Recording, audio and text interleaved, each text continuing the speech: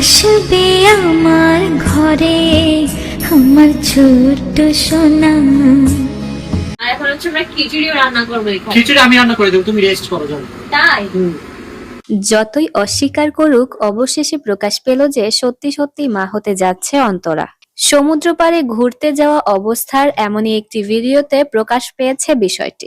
শুধুমাত্র সেখানে নয়, তাদের ভ্লগের প্রয়োজনে রান্না করার একটি সিনেও দেখা গিয়েছে এই অবস্থা। গরু মাংস রান্না করতেছি, দেখে যাও গাইস। এই যে গরু মাংস। বিষয়টিতে খুশি হয়েছেন রাকিব অন্তরার ভক্তরা, কিন্তু অনেকেই বলছেন ভাই এরা এত লুকোচুরি কেন করে।